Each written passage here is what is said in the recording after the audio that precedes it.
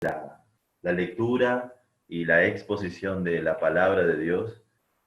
Estamos viendo una serie en Santiago que es una fe viva, o mejor dicho, vitalidad espiritual. Hoy vamos a ver la segunda parte, que es una fe viva. Habíamos visto la semana pasada lo de una fe muerta, y necesitamos de la guía del Señor para poder adorar, oigan bien, adorar al Señor, al obedecer lo que encontramos en su palabra. Necesitamos del Espíritu Santo para esto. Así que te voy a pedir, hermano Fernando, si podrías estar orando y guiándonos en oración para esto. ¿Oramos? Oramos, Señor, te pedimos, te damos gracias, Señor, por la vida de nuestro hermano, nuestro pastor.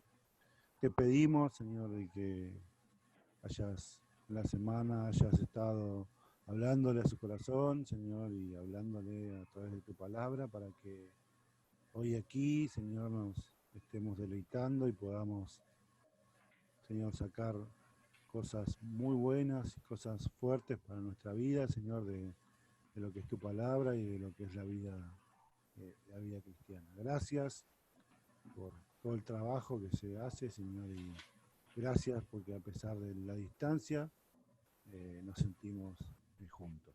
En tu nombre, amén. Amén. Muchísimas gracias. Muchísimas gracias. Te invito a abrir tu Biblia, Santiago capítulo 2. Santiago capítulo 2. Yo no pude resistirme. Ya prediqué casi 2, 3 meses sentado y ya no podía más. Tuve que pararme. Santiago capítulo 2. Santiago capítulo 2. Vamos a ver la segunda parte. La semana pasada, ahora sí, habíamos visto cuáles son las evidencias de una fe muerta. Las evidencias de una fe muerta. Y habíamos visto que estas evidencias de una fe muerta que encontramos en Santiago eran una vana confesión, es decir, digo que creo en Cristo, pero realmente no muestro evidencia de esto. Una falsa compasión, cuando les decían, id en paz, calentados y saciados, pero realmente no les importaba el bienestar de su prójimo. Y una convicción superficial, es decir, creían con la misma convicción que cree un demonio. Esas son las evidencias de una fe muerta. Una vana confesión, una falsa compasión y una convicción superficial de las verdades. Es decir, las sabemos lo suficiente como para entenderlas, pero no lo suficiente como para creerlas. Estas son las evidencias de una fe muerta que Santiago le estaba diciendo a esas 12 tribus que estaban en la dispersión, las que en Santiago capítulo 1, verso 1, él les escribe. Pero ahora quiere darles cuáles son las muestras, las evidencias de una fe viva. ¿Y qué mejor para dar evidencias de algo vivo que el testimonio de personas? Personas que han vivido y han mostrado esa fe a través de sus obras. Leemos Santiago capítulo 2, verso 20 en adelante. Santiago capítulo 2, verso 20 en adelante. ¿Estamos ahí todos? Santiago capítulo 2. Del verso 20 en adelante dice, ¿mas quieres saber, hombre vano, que la fe sin obras es muerta? ¿No fue justificado por las obras Abraham? El primer ejemplo. Nuestro padre, cuando ofreció a su hijo Isaac sobre el altar, ¿no ves que la fe actuó juntamente con sus obras y que la fe se perfeccionó por las obras? Y se cumplió la escritura que dice, Abraham creyó a Dios y le fue contado por justicia y fue llamado amigo de Dios. Vosotros veis pues que el hombre es justificado por las obras, no solamente por la fe. Ahora, no está diciendo que la salvación no es por fe. ¿Se acuerdan al principio? Alguno dice que tiene fe. Está en el verso 14. ¿De qué aprovechará si alguno dice que tiene fe? La fe verdadera salva, o eso es obvio. Santiago no está en contra de esa verdad. Está diciendo que algunos dicen tener fe, pero no lo tienen. Y son las marcas de esa fe muerta que habíamos visto. Ahora quiere dar las evidencias de una fe viva. Y es una fe que tiene tanto obras como una confesión de fe. Verso 25, asimismo también Rahab, la ramera, ¿no fue justificada por obras cuando recibió a los mensajeros y los envió por otro camino? Porque como el cuerpo sin espíritu está muerto, así también la fe sin las obras está muerta.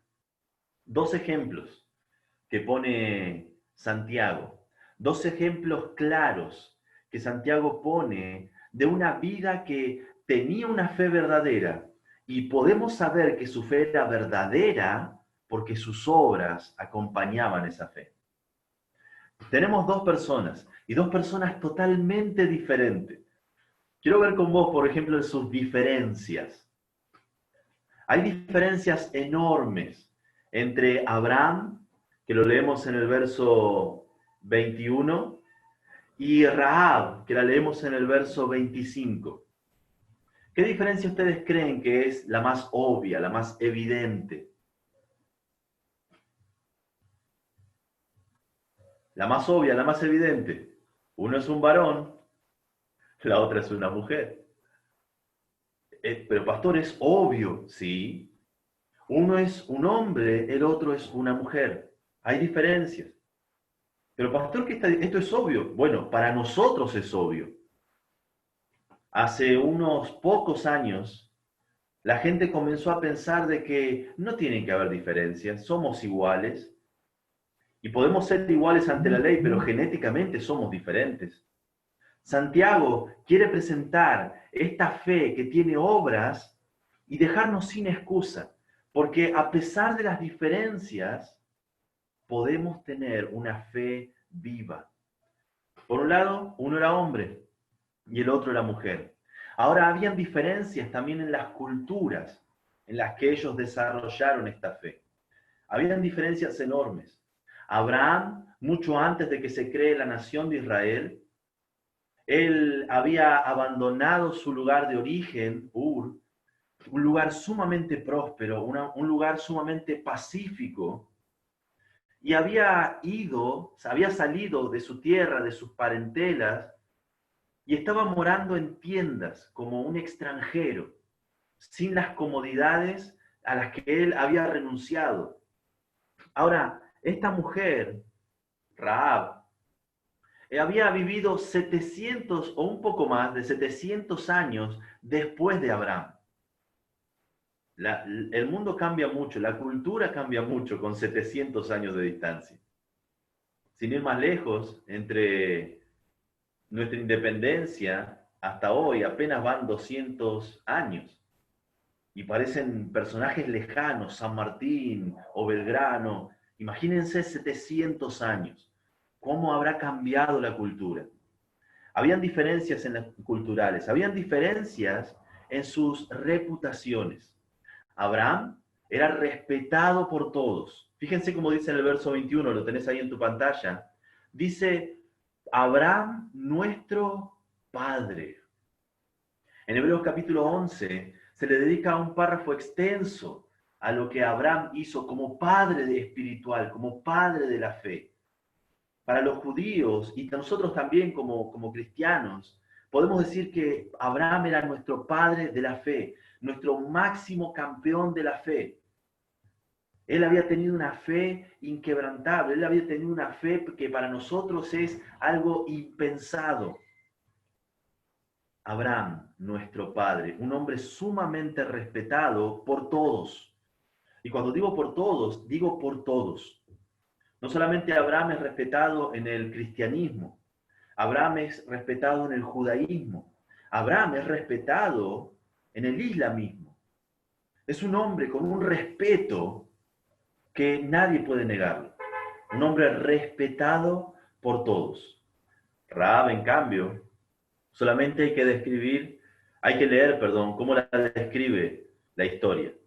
Verso 25 dice, asimismo también Rahab, ramera. No se equivocó Santiago. Así es como se la recuerda, como se le identifica. Rahab, ¿cuál Rahab? La ramera.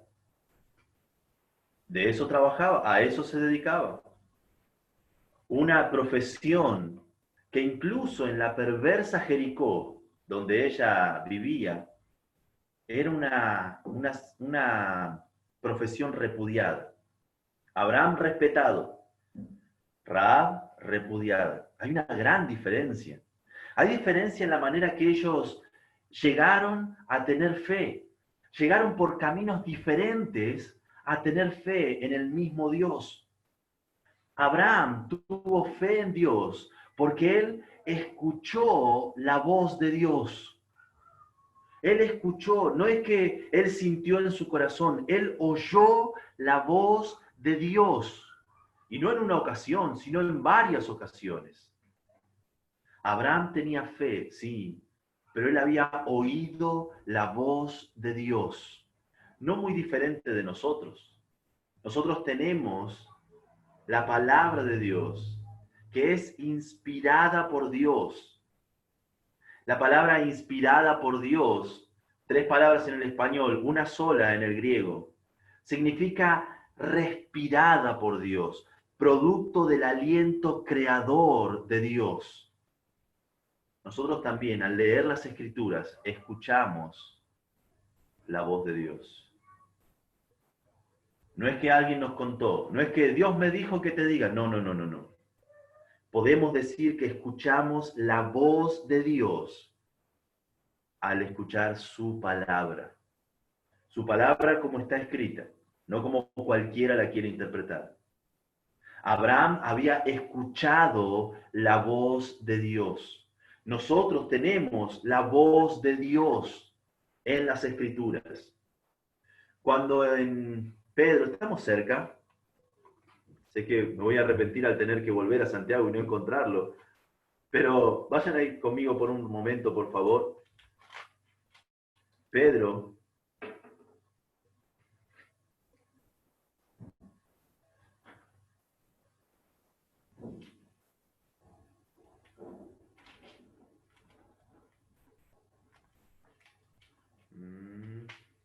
denme un segundo.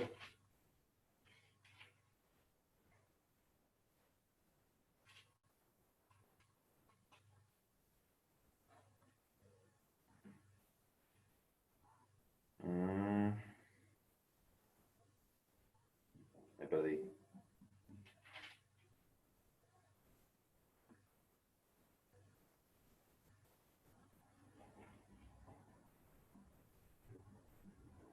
Denme un segundo. Discúlpenme.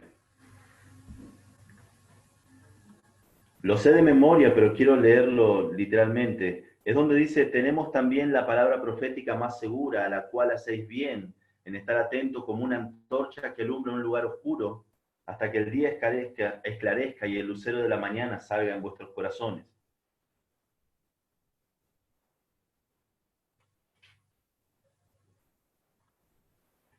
Eso es lo triste de recordar pasajes de memoria sin la cita bíblica.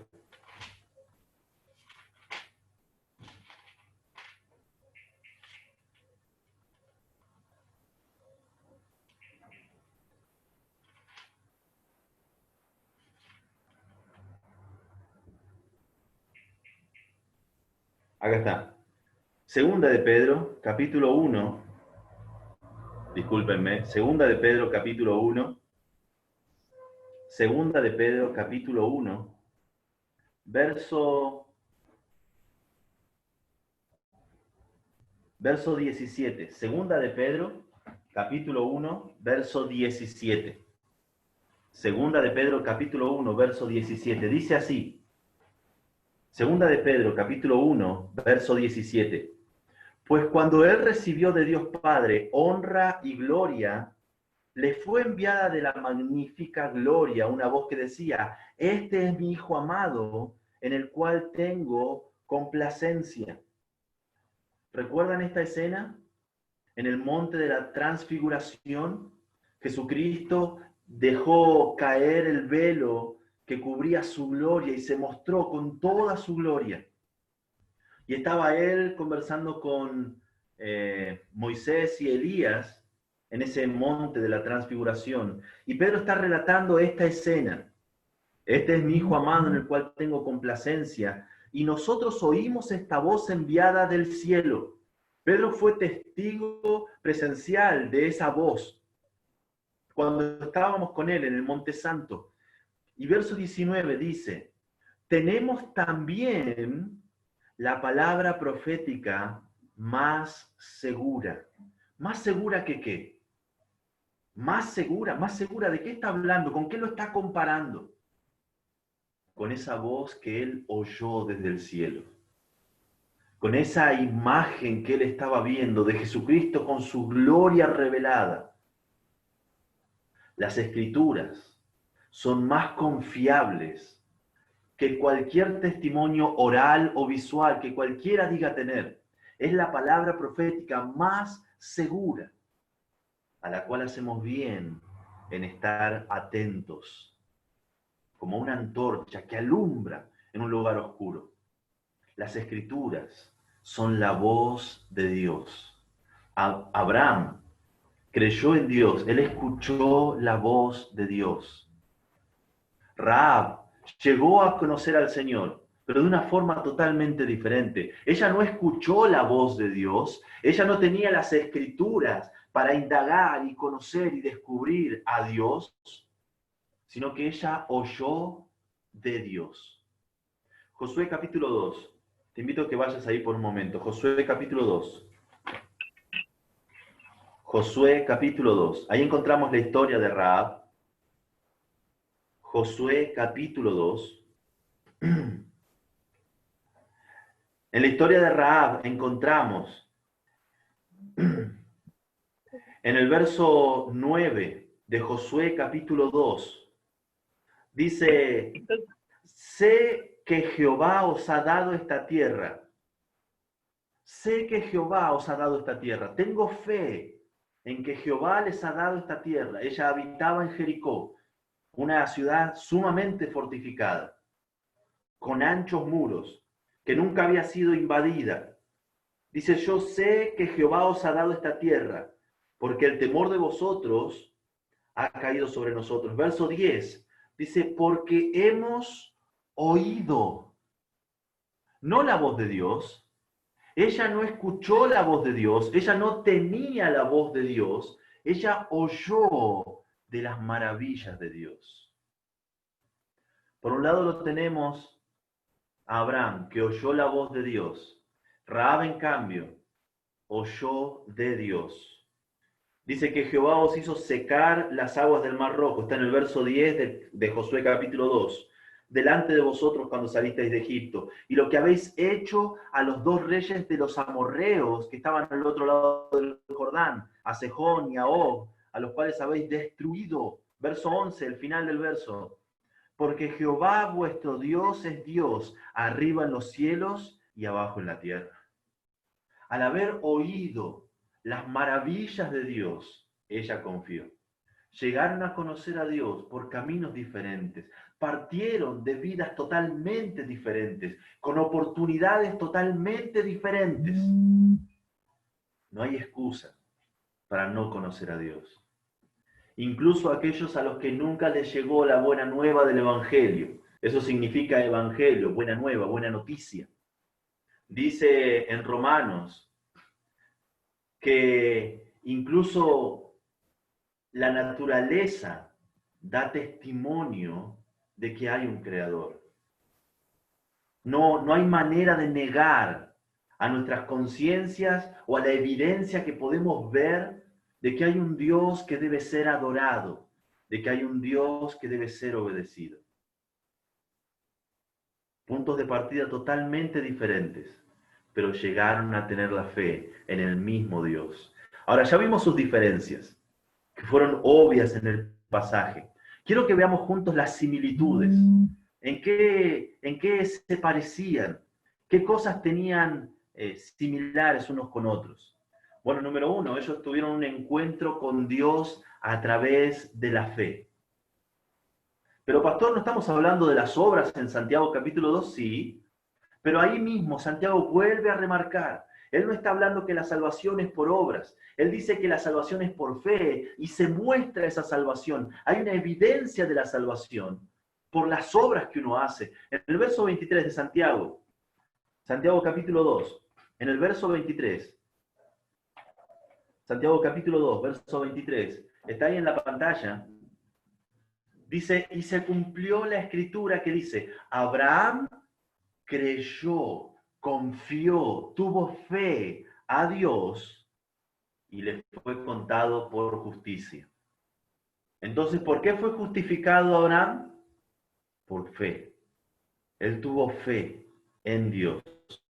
Él le creyó a Dios y eso le fue contado por justicia. De Rahab leemos lo mismo. Ella llegó a tener fe en Dios, al igual que Abraham, aunque llegaron por caminos diferentes, partieron de lugares diferentes, pero lo que lo salvó no fue lo que hizo, sino que ella confió. Esto lo leemos en Hebreos, perdón, esto es lo que leemos en Santiago. Asimismo también Rahab la ramera no fue justificada por obras, dice Santiago, cuando recibió a los mensajeros los envió por otro camino. Está diciendo lo que ella hizo, se mostró su justificación por lo que hizo. ¿Y dónde dice, pastor, que fue justificada por su fe? Eso lo leemos unas páginas hacia atrás. Estás en Santiago, que vayas hasta Hebreos capítulo 11. Hebreos capítulo 11. En la próxima diapositiva está el versículo. Y en Hebreos capítulo 11, una más, ahí está, verso 31. Hebreos 11, 31. En el panteón de estos héroes de la fe, donde ciertamente se le dedican muchos más versículos a Abraham que al resto, se menciona hasta Rahab. Luego de decir que por la fe esos muros cayeron, pero dice en el verso 31, por fe, Rahab la ramera no pereció juntamente con los incrédulos. ¿Cómo se mostró esa fe? Habiendo recibido a los espías con paz. Podemos ver que el escritor de Hebreos está viendo, al igual que el escritor de Santiago, de que la fe junto con las obras van de la mano, son inseparables. La fe siempre, siempre provoca obras, porque hay una transformación interna profunda. La fe siempre tiene obras. Y en esto fueron similares. Ellos llegaron a conocer a Jehová y fueron justificados por su fe. Todos los creyentes, todos aquellos que han seguido al Señor Jesucristo como su único Señor y su único Salvador, lo han hecho por fe, solo por fe. No hay otra manera. No hay denominación, no hay rito, no hay pacto que uno pueda firmar, no hay garantía escrita que cualquiera te pueda vender, ¿sí? Hay gente que vende certificados de salvación. Eso no existe, hay una única manera en que todos podemos llegar a tener perdón de nuestros pecados. Y fue como lo hizo Abraham, y como lo hizo Rahab, y como lo hizo cada uno de los creyentes a lo largo de la historia, por fe. Por fe. También ellos se parecen en que dejaron su tierra siguiendo a Jehová. Abraham dejó Ur, un reino sumamente próspero, un reino sumamente pacífico, y dejó esas comodidades por ir a habitar en el desierto en tiendas. Rahab dejó la próspera y segura Jericó por ir con personas que habitaban también en tiendas. Se parecen también en que la descendencia de ellos bendijo a todos. En Abraham serán benditas todas las familias de la tierra, y ciertamente que lo son. En la genealogía del Señor Jesucristo, leemos en Mateo que nace el relato desde Abraham y termina generaciones más tarde en nuestro glorioso Señor Jesucristo. Rahab también, ella forma parte en el primer un tercio, en la primera parte de esa genealogía de Mateo, se menciona a esta Rahab. Ella formó parte del linaje del que vino el Señor Jesucristo, nuestro Señor Jesucristo. Sumamente similares. Ahora sí quiero ver con vos cuáles son estas evidencias de un cambio profundo en el interior. Dejamos en claro, partieron de lugares diferentes, de épocas diferentes, con oportunidades diferentes. Llegaron a conocer a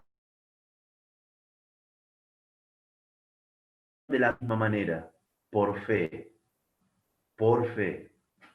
Y esa fe transformadora, esa fe que hace que desde el interior fluyan como ríos de agua viva, provoca en nosotros, se muestra a otros a través de nuestra confianza. A través de nuestra confianza. En Génesis capítulo 22, te invito a que vayas ahí, Génesis capítulo 22. Leemos la historia de Abraham. No la vamos a leer. Supongo que la conoces.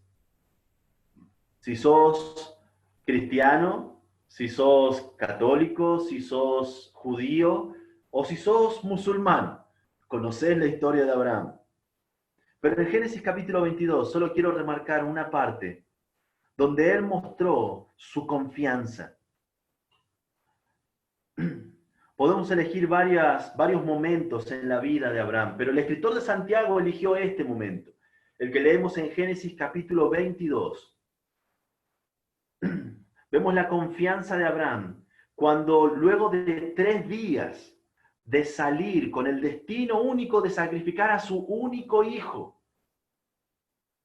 En Hebreos dice el autor de Hebreos que probablemente Abraham sabía que Dios podía resucitarle de entre los muertos. Él estaba dispuesto, su corazón estaba dispuesto a obedecer al Señor hasta las últimas consecuencias.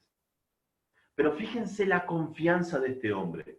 En Génesis capítulo 22, verso 5.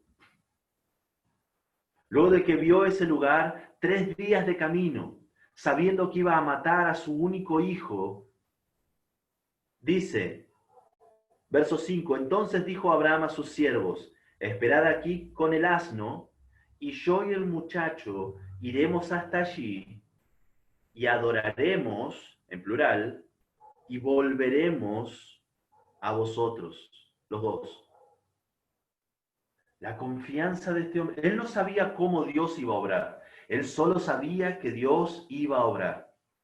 No sabía cómo Dios iba a cumplir su promesa, pero él sabía que Dios iba a cumplir su promesa.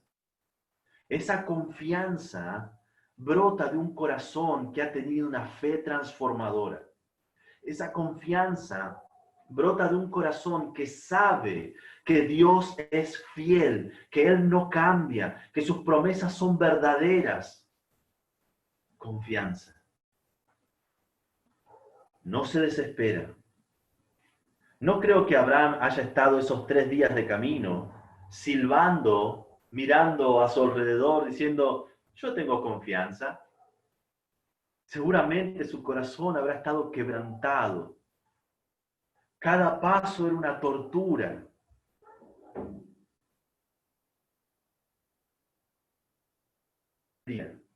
Sabía que el nombre de Dios no iba a ser manchado. Confianza. Rahab también mostró esa confianza. Rahab mostró la confianza en que Dios había entregado a Jericó, la ciudad más protegida de esa región, famosa por sus muros impenetrables. Ella sabía que Dios había entregado esa ciudad a los israelitas. No tenía dudas de esto.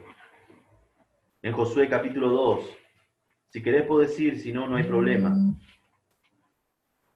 Josué capítulo 2, dijo, verso 9, sé que Jehová os ha dado esta tierra. ¿Cómo lo va a hacer? No tengo idea. ¿Es la ciudad más protegida de la región? Sí. ¿Es famosa por sus murallas? Sí. ¿Alguna vez había sido invadida? Nunca. Sus defensas eran enormes. Su confianza en su ejército era enorme. Pero ella confiaba. Sé que Jehová os ha entregado esta tierra. Ella lo sabía. Rebosaba de confianza en Dios. Yo tengo fe. Vos tenés fe. Se debe ver nuestra confianza. Nuestra confianza en Dios no debe estar minada a los ojos de los demás por nuestras quejas. ¿Que es natural quejarse? Obvio que sí. ¿Es natural sentirse dolido? Obvio que sí. ¿Es natural tener temor? Obvio que sí. Preguntale a Abraham. 3 días sabiendo que iba a matar a su único hijo. Las preguntas en su mente no le habrán dado descanso. Puedo decir, sin temor a equivocarme, que fueron 3 días de no dormir. ¿Quién puede dormir sabiendo que debe asesinar a su hijo en cualquier momento? Con esto de la pandemia, muchas empresas están sufriendo. Las economías de nuestras familias están sufriendo. Pero hay promesas a las que podemos aferrarnos. No hemos visto justo desamparado ni simiente que mendigue pan. Él cuida de las aves. Él toma cuenta de cuántos cabellos hay en nuestra cabeza. En algunos hay menos, en otros hay más, pero Él lleva la cuenta. Él cuida de sus hijos. Pastor, pero ¿cómo lo va a hacer? ¿Cómo va a hacer? Porque no sé cómo va a hacer. Yo tampoco lo sé. Solo sé que Él lo hace. Mírame a los ojos y decime francamente que Dios te ha fallado, que Dios dejó de proveerte lo necesario. Él provee siempre. Él provee lo que necesitamos. Incluso en su gran bondad, en su misericordia, Él lo hace mucho más abundante de lo que pedimos o entendemos. Él es fiel. Y sus hijos confían en su fidelidad.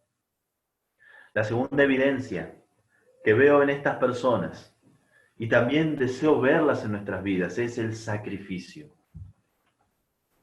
Vemos evidencias del sacrificio. En Génesis capítulo 22, vemos en el verso 8, Génesis capítulo 22, la historia de Abraham. Bueno, en el verso 7,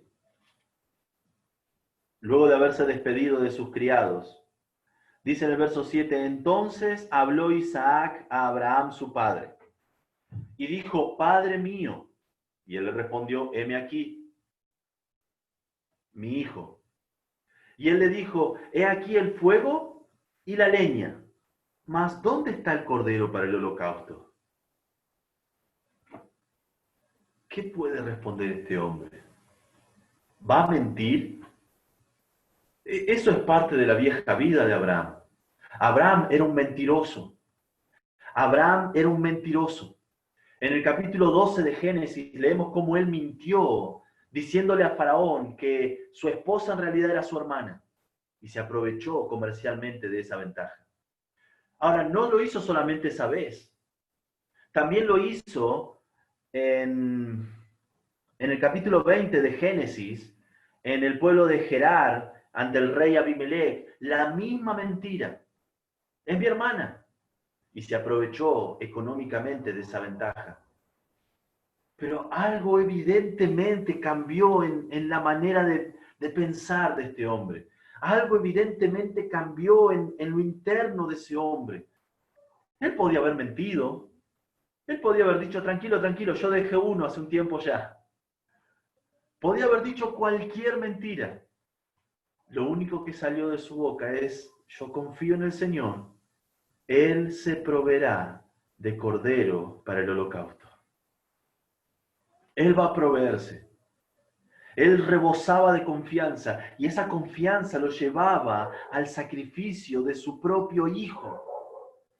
Él se proveerá, Dios se proveerá. Estamos en Génesis capítulo 22, verso 8. Dios se proveerá de cordero para el holocausto, hijo mío, e iban juntos. Abraham no sabía cómo iba a terminar esta película. Abraham no sabía cómo iba a terminar ese día. En su mente solo tenía confianza de que Dios iba a cumplir su promesa, a pesar de esto que le estaba pidiendo hacer. Dios se proveerá de cordero para el sacrificio. Él estaba dispuesto a sacrificarse. Él estaba dispuesto a obedecer a Dios hasta las últimas consecuencias. Y no era el único. Rahab también estaba dispuesta a sacrificarse. Rahab era una prostituta, lo dejó bien claro nuestro amigo Santiago.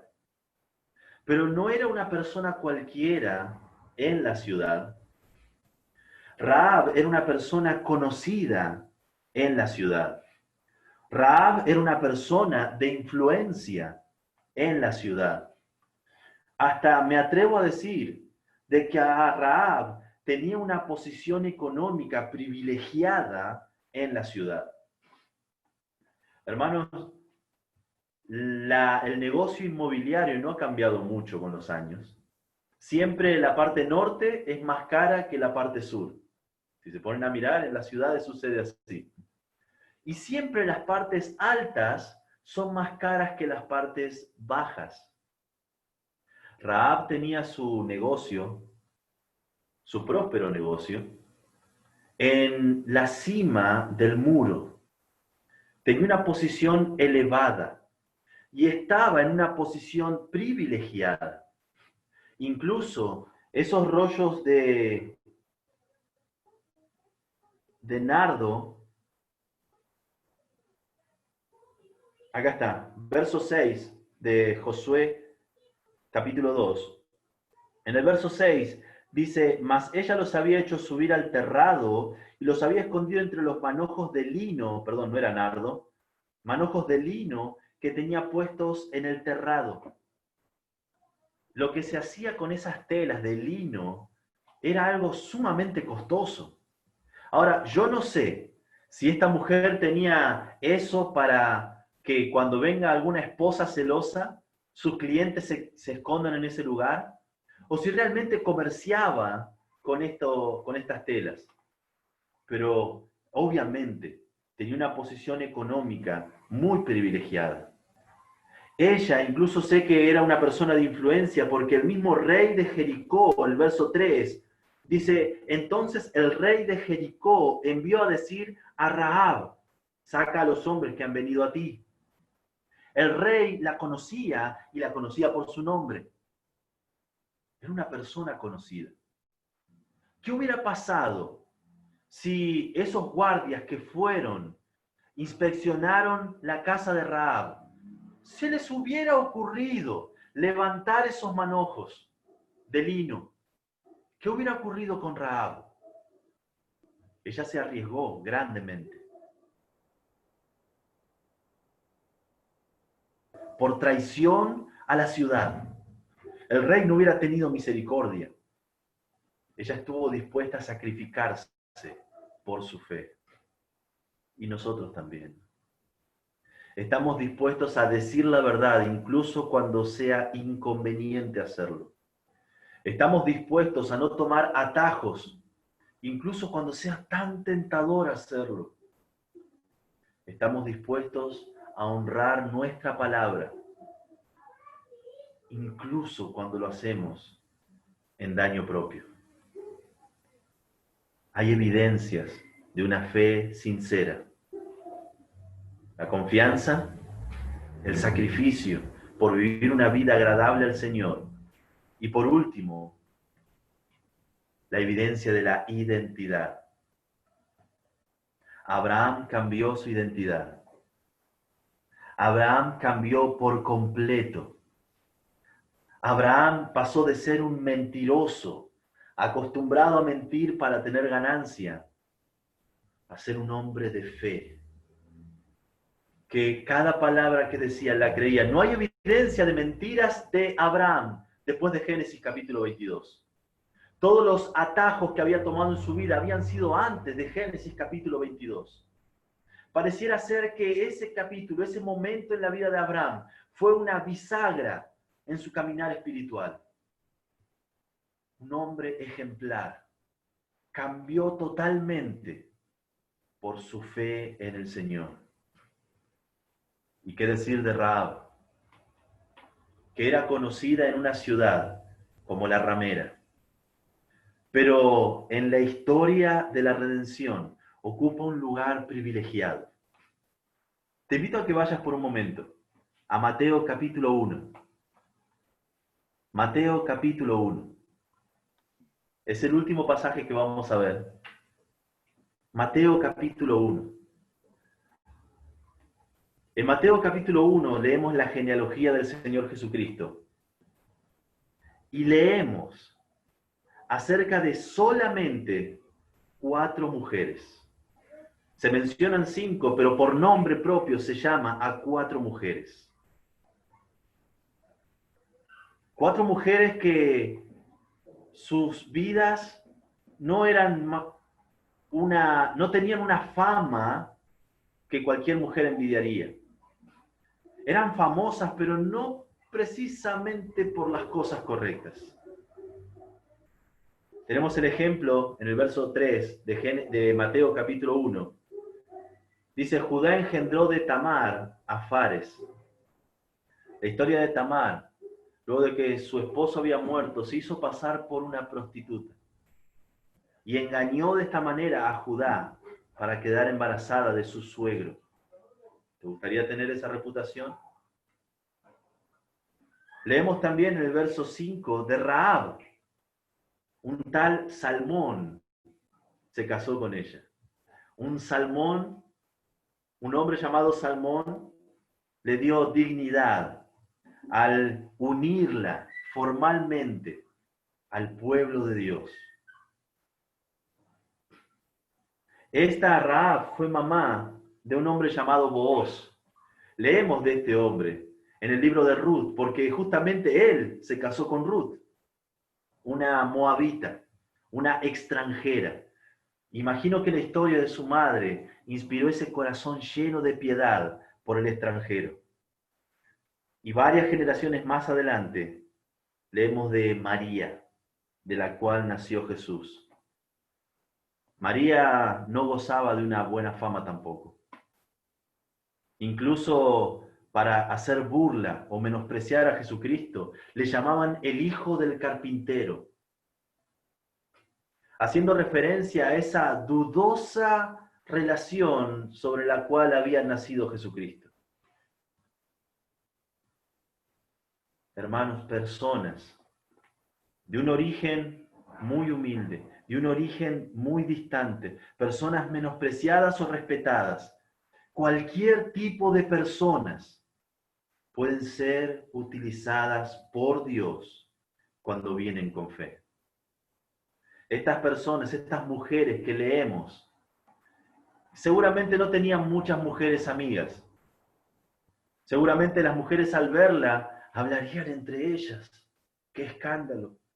Sin embargo, Jesucristo, así como lo dijo a los fariseos, nos lo dice hoy a nosotros y se lo dice a toda la historia al ponerlas en el linaje de Jesucristo. Él vino a buscar y a salvar lo que se había perdido. Él vino por aquellos que tenían necesidad de un médico y no aquellos que se creían que estaban sanos. Una persona puede ser transformada. Personas como Abraham con un trasfondo piadoso, o personas como Rahab con un trasfondo oscuro. Sin importar de qué lugar estés partiendo en tu viaje espiritual, Dios puede cambiar tu identidad. Podés pasar de ser un hijo del diablo a ser un hijo de Dios. Pastor, si usted supiera lo que yo he hecho, hermanos, si ustedes supieran lo que yo he hecho, las vidas son transformadas por el Señor Jesucristo. Las vidas son cambiadas por el Señor Jesucristo. El carácter es totalmente renovado por el Señor Jesucristo. La naturaleza es transformada de una manera gloriosa por el Señor Jesucristo. Nos hace una nueva criatura. Esa criatura vieja pasó y aquí es hecha una nueva creación que puede mostrar ante cualquier persona su fe a través de su confianza, su fe a través de su obediencia en sacrificio, su fe a través de una vida transformada por el Señor Jesucristo. Evidencias. Es lo que Santiago está reclamando. Evidencias. Es lo que la verdadera fe produce en nosotros. ¿Hay evidencias en nuestras vidas? ¿Hay evidencias en tu vida de que has sido transformado? Debe haber evidencia. La verdadera fe siempre provoca evidencias. Tal vez no se ven con tanto brillo como debieran. Estás a tiempo. Hay momento para poder arrepentirse y volver a caminar con confianza, volver a caminar en obediencia, volver a caminar de una manera transformada. Porque la verdadera fe siempre produce evidencias. Me gusta mucho la frase de un tal Calvino. Esta frase de Calvino la encontré, pero resume de manera clara lo que estamos viendo juntos en esta tarde. Él decía, y ahí va a estar en la pantalla también, que la sola, a ver si está, la fe sola, ahí está, justifica. La fe es suficiente para justificar. La fe sola justifica. Pero la fe que justifica nunca está sola. Tiene evidencias. Hay evidencias. Queremos evidencias. Estamos a tiempo. Él puede perdonarnos. Podemos ir a Él, pedir perdón y Él va a perdonarnos. Si crees que estás bien, que no hace falta, tenés muchas evidencias en tu vida, no hay nada de qué arrepentirse, te invito a leer 1 de Juan, capítulo 1, versos 8 al 10. Si nosotros decimos que no tenemos pecado, le hacemos a Él mentiroso y nos engañamos a nosotros mismos. Pero ese mismo pasaje también nos dice que si confesamos nuestros pecados, Él es fiel y Él es justo para perdonar nuestros pecados y limpiarnos de toda maldad. Evidencias. Dios quiere que tengamos evidencias. La fe verdadera produce evidencias. Nuestro prójimo a nuestro alrededor necesita ver esas evidencias. Padre, te pedimos que tú obres en nosotros para que puedas obrar a través de nosotros. Que otros puedan ver esas evidencias en nuestras vidas, de que hemos confiado en ti como nuestro único Señor y nuestro único Salvador. Señor, que podamos mostrar evidencias de esta fe en nuestro trabajo, que podamos mostrar evidencias de esta fe en nuestras relaciones, con nuestro cónyuge, con nuestros hijos, con nuestros parientes, con nuestros vecinos, que podamos mostrar la evidencia de nuestra fe, porque es una fe real. Gracias por habernos salvado.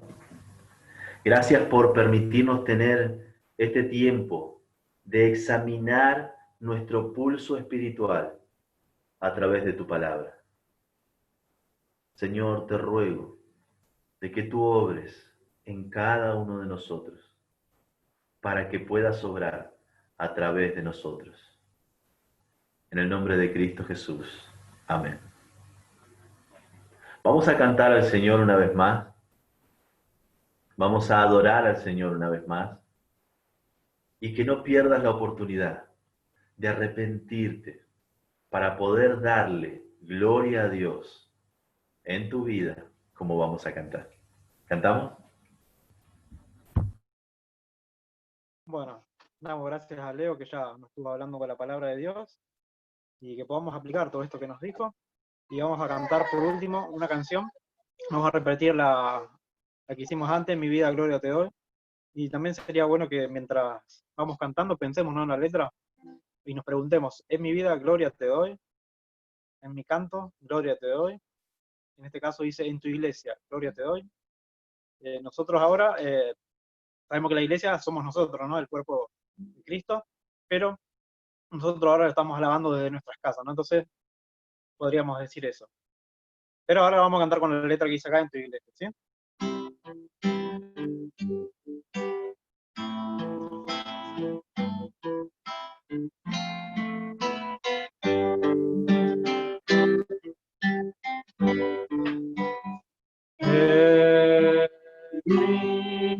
Mi vida, gloria te doy, gloria te doy.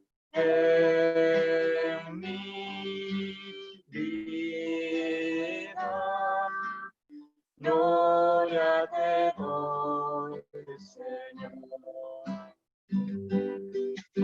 En mi canto,